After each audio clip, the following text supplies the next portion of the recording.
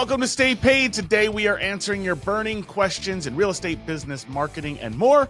On these episodes, we take live calls from listeners of Stay Paid. If you want to have your questions answered live here on the show, follow us on social media. We are at Stay Paid Podcast. Shoot us a direct message there on Instagram, or you can go directly to remindermedia.com/ask. Submit your questions there, and we will get you scheduled for the show. My name is Josh Dyke, Chief Marketing Officer at Reminder Media, joined as always by Luke Acree, President of Reminder Media, and from the Acree Brothers Realty Team, founder and team lead Stephen Acree, and Director of Sales Cody Smith. We are going to bring on our first caller today, Cicely. Cicely calling out of Texas. Cicely, can you hear us? Yes, I'm here. How are you? There you go. We are doing fantastic. How are you doing? Good. I can't complain. How can we help you today? What's your question or thing you're trying to solve in your business that we can help you and hopefully take you to the next level? Sure. So, of course, I've been doing let me turn you up a little bit here. I don't know why it's so low. No problem. And let me get my question here. But I've been doing the magazines for almost a year now. So it's really fun. It's a great way to connect with the community, local businesses, getting co-branders, also, targeting the audience that likes to read, right? Because everyone's not just social media. Some people still like to read. And so my question is, how can I generate good quality leads? I have great local presence.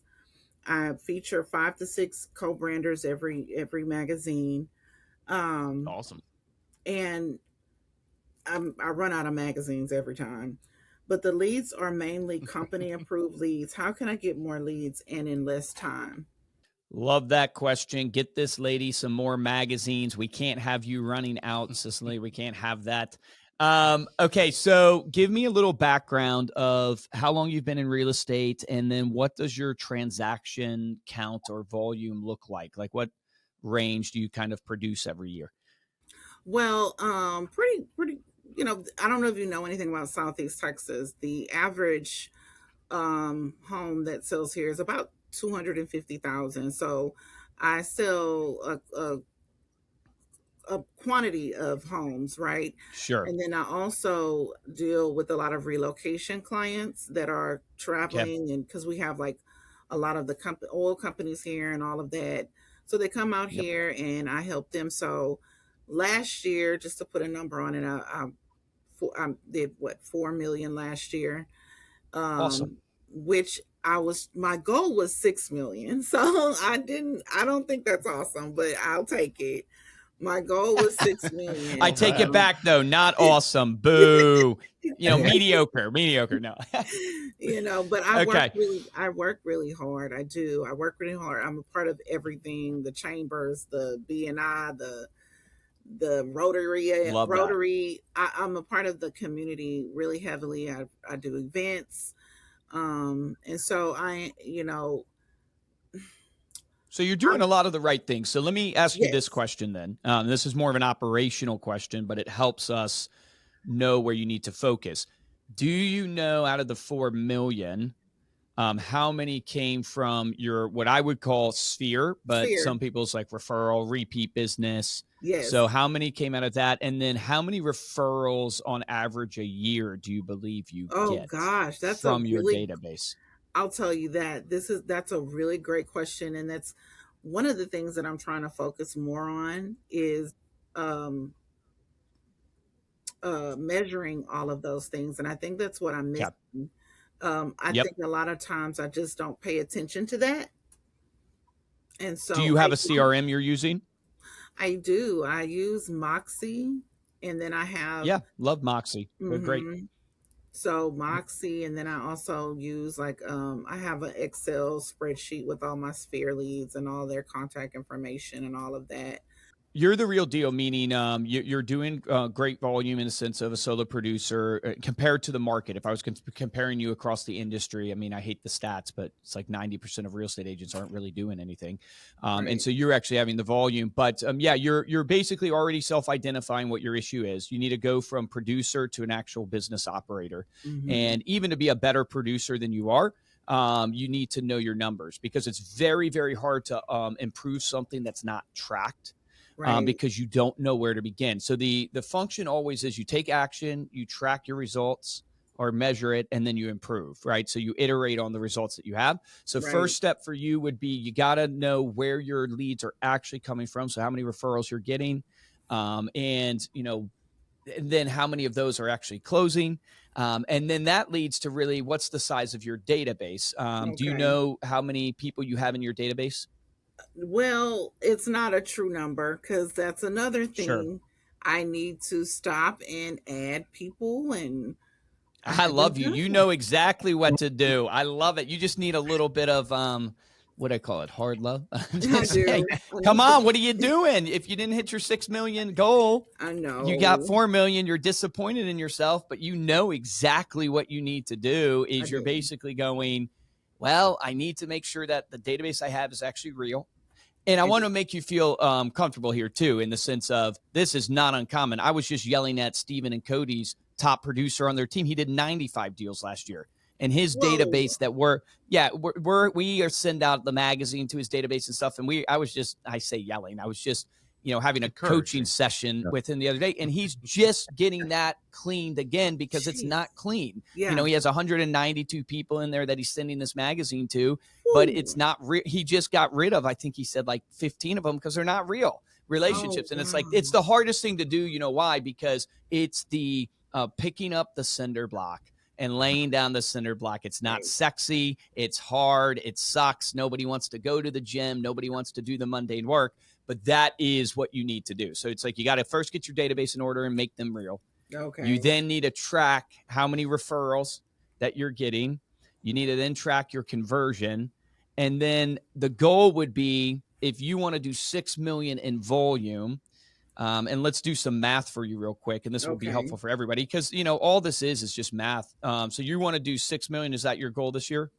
Well, yeah, I mean, that's the goal. I would like to do Oh, more. I don't like that attitude there. I don't like that. But is that what you're committed to doing? That's what I'm Right? committed to doing. Okay, so 6 million divided by your $250,000 listing, you know, price. You need 24 transactions, Okay. right? So 24 transactions. If we know, let's say 7% of your database sells a year, right, or Okay. turns a year according to Tom Ferry's stats, right? So Okay. let's say it's around 7%. You need about 342 people in your database. Okay. Right, because out of 342 people, now 24 of those are transacting, you know, over the course of the year, if you buy into the 7%, you know, stat. So that just gives you a number that goes, okay, well, how do I get, if I'm known in my community, if I'm part of BNI, if I'm part of the, you know, different clubs and organizations that you talked about, well, how do you get 342 real relationships in your database? Because you know 24 deals can come from just that. And I'm not even talking about when you get that listing and you do the Right. open house and then you go door knock the 50 closes. I'm like, it's an exponential factor that Right. grows. But it starts from, hey, the goal is 24 deals, 2 deals a month. Where do those 2 come from? That's Mhm. the question we've got to answer. We know Right. it should come from your sphere. Mhm. We got to get our sphere in order. Yeah. And then, you know, then we can move to these other, first focus all your attention on the sphere, getting that database in order. And then we can focus on other pillars. But I'll throw it to you guys, Stephen and Cody, if you want to add to that, because I think we can get some tactics here for you, Mhm. Cicely, of how to actually get referrals out of your database. But anything you guys would want to add? The only thing I would add is, like, Sphere obviously is your long-term healthy business. Right. But if we're talking about Sphere is not necessarily bottom of funnel, and especially when you're adding people to the database. And so, I mean, all you need to really do is add 6 people, 6 more transactions to your goal for next year, right? If we're going from 4 million to 6 million. Or 8 deals or whatever it's going to be. And so then I would just go, hey, we're a little bit behind the game. We're in February here. And so I would just do some active lead pillars as well to that. I would do open houses, right? Because those people will ultimately be in your database. They'll be Sphere. They'll be on the magazine trip, all that good stuff. But you can get some active business and really ramp up what you need to do to get to 2 deals a month for your goals for next year. I have 3 deals closing this month. So Yeah, let's go. Yeah, you are. I see you got it. You got it. Are you doing open houses for those deals that closed? Okay, perfect. So you mentioned you hand out the magazine. Do you send any of the magazines to your sphere, or is it purely handout? Okay, perfect. So have you called behind the magazine and asked for referrals? I'm actually gonna implement that. I just let's go.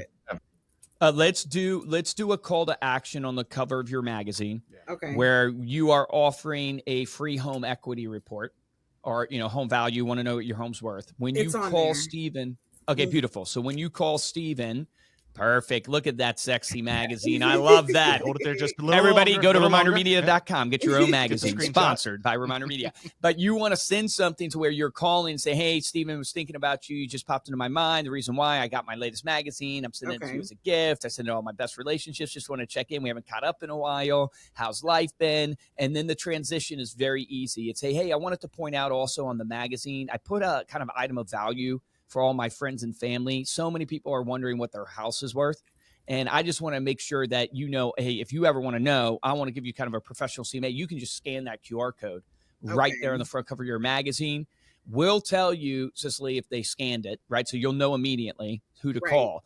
But then the key here is that you reference the QR code and then you immediately go, because I don't know, do you have any plans for real estate this year, Stephen? Like, a lot of people want to get into like investing and stuff like that. Some people are trying to think about when they want to list their home. I didn't know where your kind of real estate goals were this year. Did you have any plans buying, selling, investing in real estate this year? And they're probably going to say no. And then you can go, perfect. Hey, well, I just want you to know, whether it's this year or 5 years from now, I'm your person. If you need anything, let me know. I want to be here for you. And then go, the other thing I want to make sure because a lot of people think I'm too busy for their referrals. And I just want you to know that I so value, I'm trying to grow my business this year. I want to help more people. And if I could work with more Stevens, I would love it. I would really hate that, but I would love it, and then from there, ask them do you know anybody that you could introduce me to? Maybe they're not looking to buy, sell, or invest right today, but I just want to be there for them like I am for you. And I so appreciate our relationship, Cicely, and that's why, I wanted to touch base.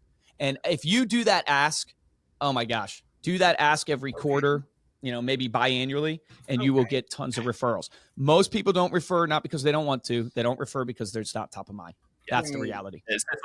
That is the difference, though. It's intentionality. Just get that word in your head when you're doing anything. When you're at the open house, it's, go for the appointment. That's being intentional. I'm going for the appointment. I'm not just going to hold an open house and meet people. I'm going to get them through the door. I'm going to be intentional about adding every single person to my database.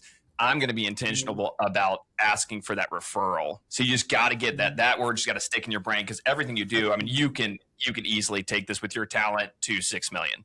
I mean, you will crush it. And it sounded like your goals wanted to be higher. So set it higher. And let's go from producer to business owner. That's your goal this year in 2026. You got to become a business owner. Business owners know their stats. Business owners know where their deals come from. You can do that too. Okay. Appreciate so much, Cicely, you being a client, you coming on the show. If we're not already, let's connect on Instagram and chat me up if you need help. But really appreciate you coming on. This is awesome. No, thank you for having me. And this information is, I'm going to take it and apply it. So I appreciate you for having me here. Thank you so much for your time. Thanks, Cicely. Thank you. Let's go. That's the attitude. Thanks, Cicely. All right, there you go. Make sure to get your questions answered live here on Stay Paid. You can go to remindermedia.com/ask. and we will get you scheduled here for some time on the show. Our next caller is Patricia. Patricia calling from New York. Patricia, welcome to Stay Paid. Thank you. It's a pleasure to be here. How are you today? Patricia, glad to have you. We are doing fantastic. Hope you're doing well as well. What is your question? What can we help you with? Oh, my question is that I sent out some postcards and I wanted to know if my target audience, how do I know that it's the right one? Okay. Can you give me a little background of, one, I'm assuming you're real estate, right? Josh mentioned you're New York. Yes. Can you give me a little background of your business and kind of where you're located in New York and what you're trying to accomplish with your postcard farming? Like, what's your ultimately goal with that? My ultimate goal is to get some listings, but I'm in New York, about an hour north of Syracuse, New York, and it's very rural. And in the population that I chose is a very small town, but I noticed that there's not been a lot of turnover in the homes there. People Okay. haven't sold in a while. So I decided that I would, go into that territory because there doesn't seem to be a lot of people there. Okay. So my golden rule for farming, usually I look at a couple different things. The first thing that I look at is what you just mentioned, which is turnover rate. And turnover rate for those listening is purely the amount of homes that sell in a given time frame. So usually I use a year to 2 years, and you can get that data usually by going on your MLS and kind of looking at the area you want to target and seeing how many homes actually sold, and then going to Google and Googling how many homes are actually in that area. So I think you can get that from the U.S. Postal Service, if I'm not mistaken. There's a couple other sites I'm that sure will give AI you that. work too. Say that again, Cody. AI could get it for it too. Like both Oh, those. yeah. Awesome. Great point. Yeah. So AI can help you get that. So then what Tom Ferry would suggest, right? He's the number one coach in real estate. When we had him on the show, I asked him the question, what turnover rate would you suggest? He always was saying like 6%, 5%. You want to see at least a 5 to 6% turnover rate. So the only times I've seen people farm places that are less than that is for the listing price is a lot higher. So it affords you to be able to market for longer to get one deal because that is a $1 million, $2 million home or whatever it is. What's your average listing price, Patricia, in this area? In this specific area, it's about 175,000. It's not very Okay, high at 100. all. So yeah, low listing, average, which is fine. I think Acre Brothers, what are you guys, 280 or something like that? Yes. 280. Right, somewhere in that. So this is a lower listing price. Do you know the turnover rate off the top of your head? I Of the do farm not. area you're going I after? would say it's not 5%. It's lower than that. Okay. So that would be an action item for you is get on your MLS and just do some research of like how many homes are actually selling a year.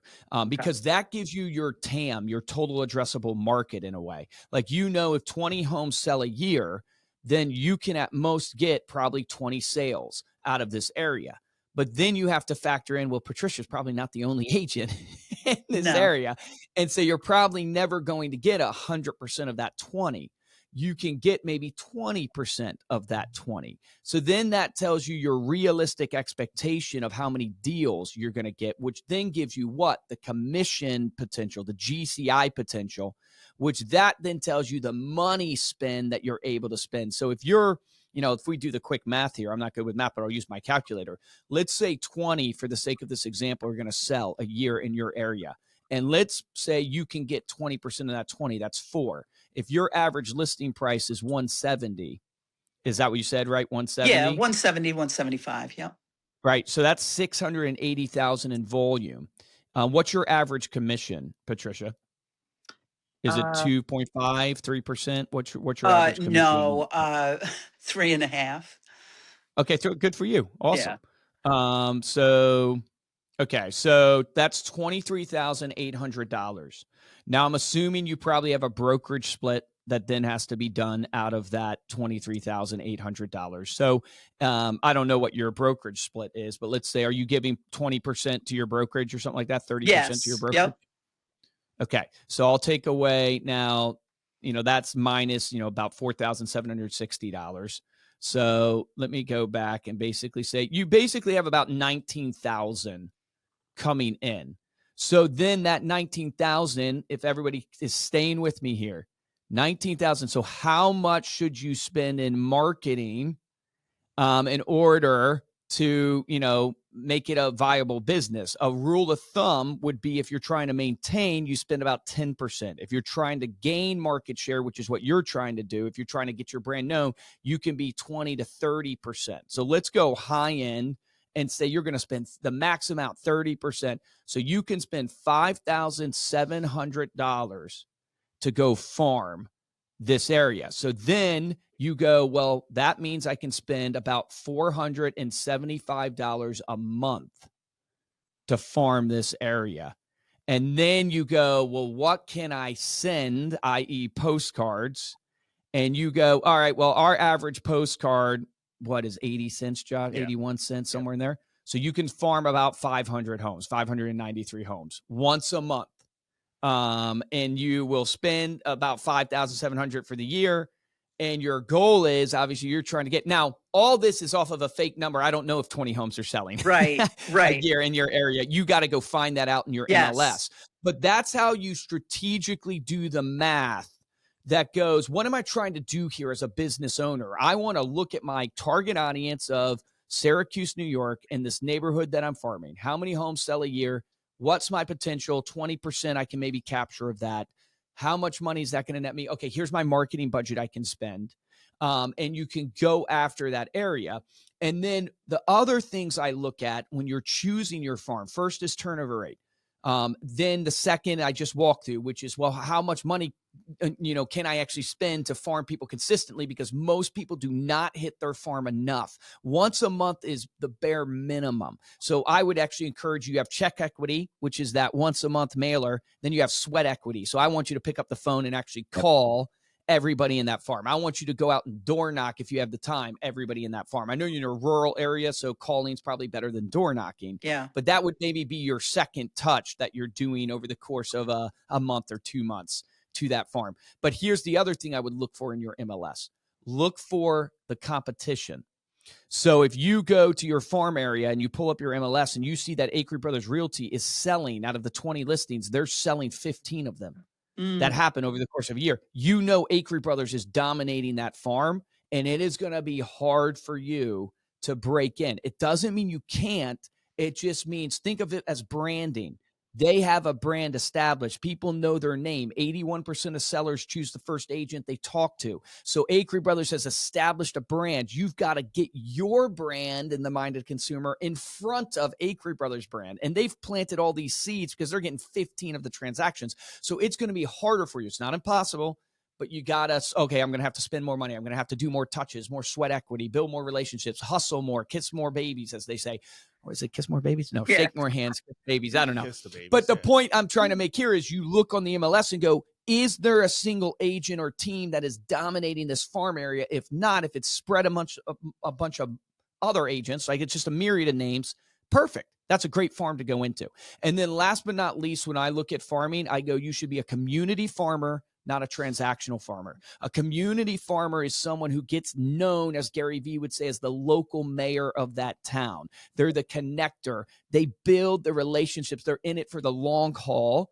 I think it's Cody, you like to say they're in it for the career, not the year, which is a great saying of you're trying to build that brand. So those are the things I would look at with farming, starting with getting into your MLS and looking at your turnover rate. Beautiful. Anything you guys would add? Well, that's the ending is a key because you can send postcards out all day, and in my opinion, they're not going to do anything. But what they will do is get your branding in front. So when you call, they have another reference point. The call that he mentioned, the circle prospecting, is key to postcards. It's both combined together. And yeah, I would do any open house that's in the area. I'm calling the agent. I'm doing whatever I can to do that open house. So any event, I might even do like, oh, let's get a food truck out there and do a little event in that community. Invite everyone to it with a postcard. Like you got to be the person of that community if you're going to farm it. It can't just be postcards. So that was look at the low hanging fruit. I think I would have to knock on the doors because New York doesn't allow you to phone call. No phone calls. Okay. Yeah. Bummer. Yep. You'll have to knock on the doors. The one thing I was going to say, look at the low hanging fruit. So in your farm, Patricia, what FSBOs are popping up and what expired listings are happening within your farm, right? So it's like those are low hanging fruit. Those are people in the farm that are trying to actively sell. And you can reach out to those people, go door knock those people in essence, because they're low hanging fruit in your farm. Remember with farming though, and for everybody listening, farming is a long-term game. It's a brand building game. It is not a direct response game usually. So that means you're trying to essentially plant the seed, water it, and just, take care of that, harvest, or essentially that plant, that crop until the harvest. And most people give up too soon. I always tell people you should minimal farm for a year, but most people don't see return in their farm for like 18 months. Mm. And so you just got to keep that in mind. And not year. Say what, Cody? Career focus, not year focused. When you hear that, tough to hear. It is, because you're gonna spend $5,700, you get nothing in return, and you're gonna feel like I've wasted my money. You're gonna feel like, what am I doing? But you got to keep going. And most of the time, this is that way for all marketing. For all marketing, the leads you generate on Facebook, they take us 10.8 months to close when we generate a lead from our Facebook ads.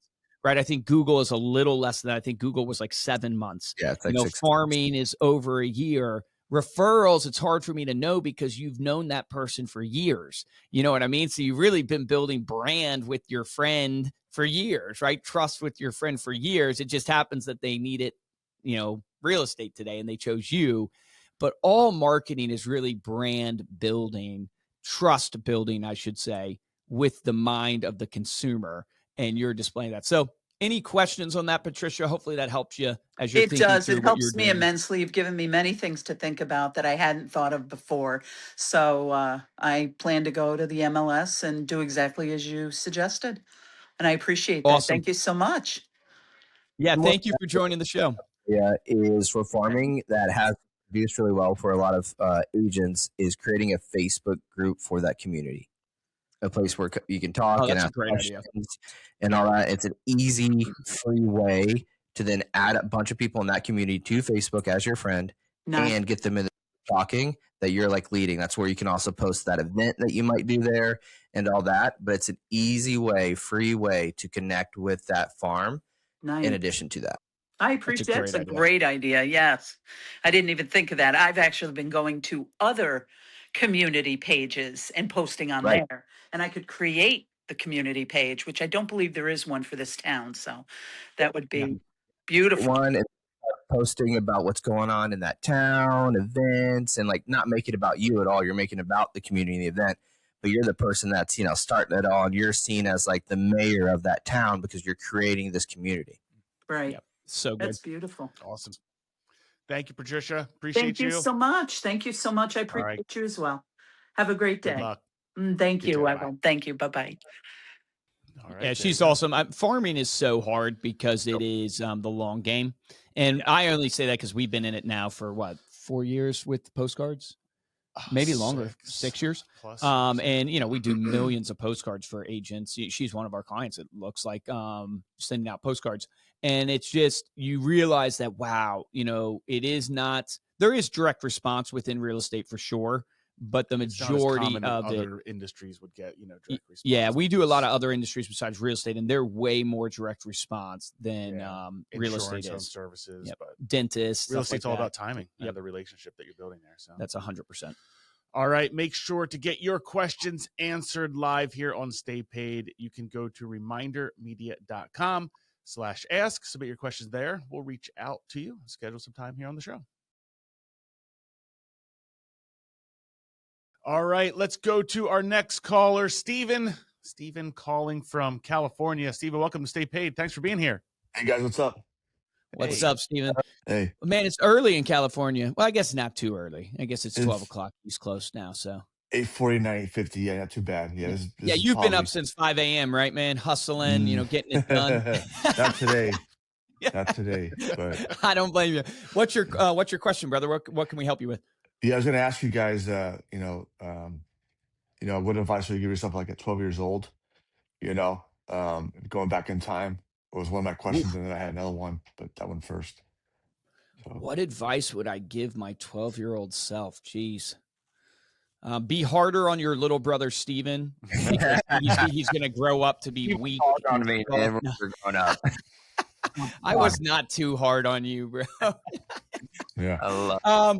That's great. I don't know. It's hard to say. I think the advice I would give, I was homeschooled. I mean, Steven, you were homeschooled too. I was homeschooled all the way to college. And I would probably go back and tell that kid, stop worrying so much about what others think about you, and stop being so much of a performer. Because I've been such a performer my whole life, and it has, it's helped me a ton, right? Performance is good. but it makes it really hard to have authentic relationships when you are just constantly in a performance mode because you're worried you're going to come across the wrong way, or, people aren't going to like whatever it is that you're doing. And I think that stemmed from me. Steve and I grew up in a family band. So we had this band and we used to travel around kind of up and down the East Coast and stuff like that. And, so from my first show, I played at 12 years old. So I think that is like, if I think, if I was talking to a psychiatrist, I think they would say, that's probably what happened is you got so performance. So I got so like sensitive on like what people thought of my voice or music. And then that translated to everything else I did in life. And that's has followed me in my business career. I wish so bad today I could be way more just raw. But I'm constantly, my EQ's like, well, how's Steven going to perceive me right now? I don't want to offend them. I don't want to come across the wrong way. And that just doesn't help you in life, build authentic relationships. I envy the people who can just be like, boom, this is what I think. It's so funny. I don't see you as a person. It's because I'm a performer, dude. Yeah, I guess so. If anyone wants to watch it on YouTube, it's still there. So feel free to go check it out. Yeah, it is the Acree Brothers. Brothers Battle of the Bands. Yeah, go check it out on YouTube. That's crazy. I would have told I would have similar, like, to not be so hard on yourself, but also like to get in situations where it's kind of like what I'm telling my daughter right now. She's 17. And so, and my son, because they're picking electives and they're trying to get into different things. I was like, get into situations where you have to, cause I was always a very, and still you guys can tell I don't talk as much on the podcast as everybody else does. I wish you would talk more. I would get in more situations where you'd have to present or sell or get into more groups, like learn how to relate, and build relationships and things like that. Because it's one of my weaknesses is I'm more of a thing oriented person, not a people oriented person. So I would have done that much earlier and tried to build it, because it's so hard to do that at 44 years old. It's much easier to do that, whenever you're still growing and learning. Yeah, that's good. Take more risk. That would be mine. Take more risk. Yeah, take more risks. Don't play it safe. Especially like when you're single, no kids, no wife. You can do whatever you want. Your expenses and costs. Oh, the freedom before we were all institutionalized with marriage. Yeah. What a great institution. No. Take more risk because you have the opportunity to take more risk. What about you, Steven? Yeah. I mean, for me, every stage of life, you just look and wish you would have done more, right? Because you get more responsibilities, like you said. So getting married, having a kid, I'm like, oh man, I should have been wealthy at 12 years old. That's too good. I'm curious, Steven. I appreciate you calling in and asking that question. I'm curious what you would tell your 12-year-old self, man. Me, I would just tell them, I guess build off confidence, and go through things, one step at a time. There's going to be, the ball's not going to go away all the time. So you have to just, you deal with adversity in life and things will come up.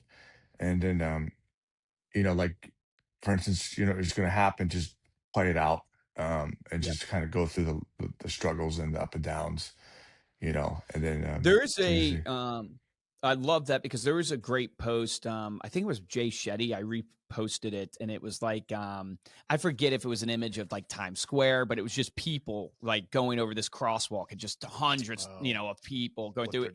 And it had over their heads what was going on in their life. Like, this person, a miscarriage, this person got fired, this person struggling with anxiety. And you just was such a great image, like a reel of like, yeah, you're exactly right, man. Like, crap is going to happen to you, and it is happening to every single person. And perspective helps so much to realize, hey, it's going to happen. You're going to get through it.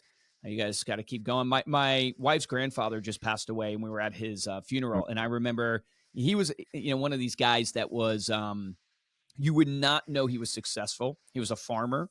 But this guy, I mean, more successful than me, probably than what I will even be from a monetary standpoint or anything like that.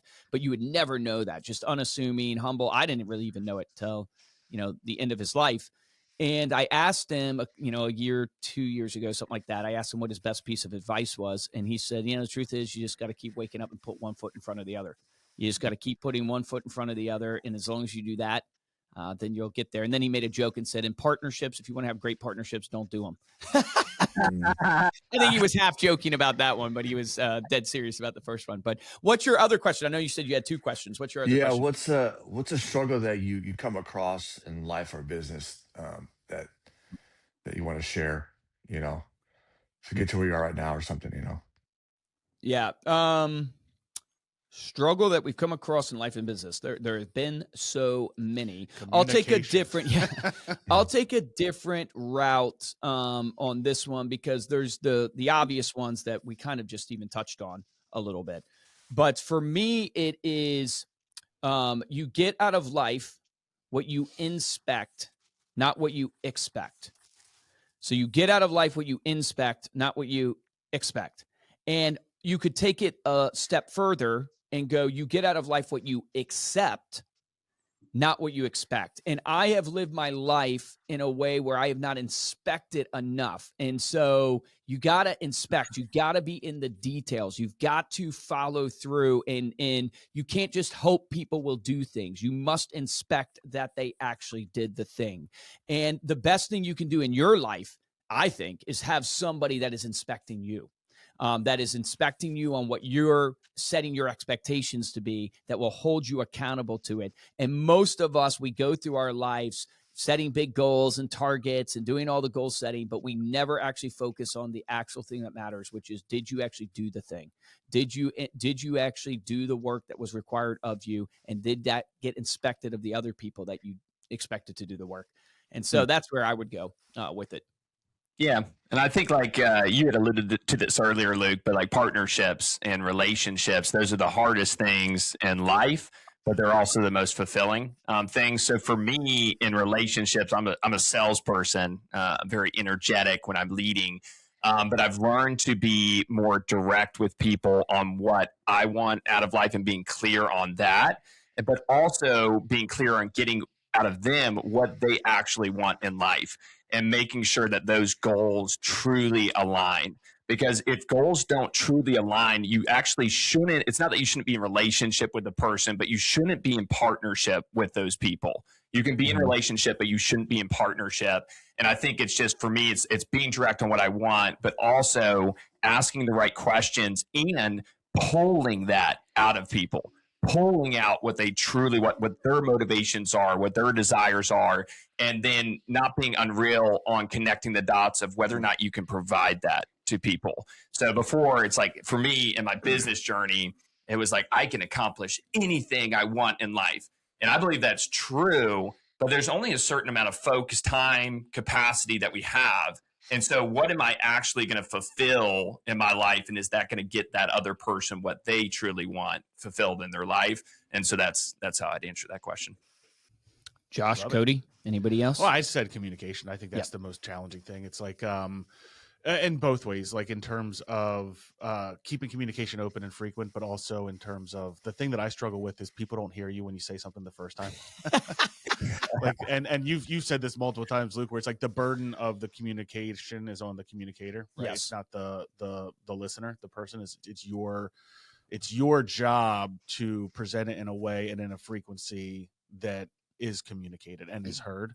So that's something I'm always constantly working on. Yeah, really, I think mine would be the biggest struggle is to continue to try to find a talent, because they change your world. Yeah. So that would be like the continual, but what that looks like is you've got to be good enough to deserve a talent to work with you. So that comes on you. And you're going to have to go through C and B talent to get a talent. It's not just like a one-off. You're going to get them. It takes a lot of work to get there. Gotta kiss a lot of frogs. Right. So that's a big struggle, because that takes so much time and attention and effort and heartache and disappointment, right? And to get through it. But at the end, once you get the A talents, it's like game changing and changes your world. So. I think Steven's a counselor. I don't think he's a real estate agent. Yeah. Well, that is what a real estate agent is. Vulnerable. It's like a counselor, advisor, psychiatrist. Steven, what's your business this year? Like how many, what's your goal? How many deals are you to your goal this year? I mean, I try to get between 12 to 10 a year, get one a month or two or one every month. That's what I try to get. That's great. That's strive for that. What part of California are you in? I'm in the Bay Area, so by Walnut Creek, Pleasanton, over there, East Bay. So suburbish, in between San Jose and San Francisco. So it's a good ideal location. Yeah, great. Because the schools are suburbish area, but everything's good over there. Yeah. So love it. Yeah. Love it, man. Hey, well, I appreciate you calling in, man. Hopefully some of that advice resonated with you of what we give ourselves. But yeah, I would encourage you, like, at the end of the day, you got to put one foot in front of the other, as my grandfather said, and just keep trucking. But anything else we can help you with? That's it, guys. This is my background as a basketball coach. So, coaching kids, and then real estate the same way. You're coaching, clients, whether it's selling a house or helping to buy. You want to be coachable, I think, in life, and that's what Yeah, helps so good. out. So, yeah. Yep. That's awesome. So good, my man. All right. All right. Thanks, Steve. Appreciate you coming on. Hey, All right. go crush it, man. All right. Yep. See you, brother. Take care. Bye. Yep. All Yeah, right. great questions. I haven't thought about that, especially the 12-year-old He's self. turning the I don't even table remember on what us. I was We doing always- on 12. 12 I'd be like, you just have fun for a little bit, bud. Like, that's what I was saying. Like, dude, just go have some fun. Yeah, I did nothing. Yeah. I was Yeah, opening a pack of baseball cards. I was yelling at Steven to play better than he was playing as a musician. That's what Steven Dude, tells me. you Yeah. should have seen those old days. That was so funny. So funny. He'd like be smiling in front of the crowd. We'd be up on stage and I'd make one mistake and he'd be smiling. He'd turn around to me and give me like the evil eye. Then he'd turn back and start smiling. Dude, he was hard on everybody, even from 12. I'll tell you what. It's because you were off tune. I don't know why that makes me feel better. I feel like, okay, it's not just me. I like to tell myself, I told my wife the other night, I said, every great business owner that I've met, they can't stand imperfection. Can't stand imperfection. That's what I think it is. There is a truth to that because you think of like Steve, our uncle, right? And he can't stand imperfection. I think of like Michael Schultz, a guy I know that owns, tons of restaurants, super popular. And then Mike Nemiroff, he owns a t-shirt company, and all these guys, and I could name more, It's but so weird. They can't just stand can't stand imperfection, it. but they themselves are not perfectionists. Yes, Yeah, yes, It's such a weird that, dichotomy. yes, that dude. I've never thought about it in that. You have a way with words, but that is exactly right. It's almost like hypocritical. It is hypocritical, but yet they don't care in their own life. They could have a messed up desk or whatever, but when they see it in other people, they can't stand it. They got to fix it. A bunch of judges. It's maybe a savior complex, a narcissistic savior complex. Maybe that's what it is. Yeah, and you're like trying to associate yourself. Guys, this Stay Paid Q&A has turned into a therapy session for Luke Acree. I'm a savior complex, narcissistic. I'm running this one through performer. ChatGPT and having it evaluated as well. So we'll all have our diagnosis soon. I love it. There you go. If you want to get your diagnosis live here on Stay Paid, you can go to remindermedia.com/ask. Submit your questions there. We'll schedule you here a time for you to come on the show and ask your questions. If you enjoyed this episode, please do us a favor. Head on over to YouTube. Go to the Reminder Media YouTube page. Make sure you are subscribed and you've got those notifications on. And specifically, give this episode a thumbs up. It really helps the algorithm, helps other people get served up the video. And then, of course, you can share this episode with someone that you know. If you got something out of it, we would greatly appreciate it. For this episode of Stay Paid, I am Josh Dyke. Guys, I'm Luke Acree. Thank you so much for listening. Remember, you can listen all day long, but if you don't take action, it won't do anything for your life. The difference between top producers and mediocre producers is they take action. So take action today.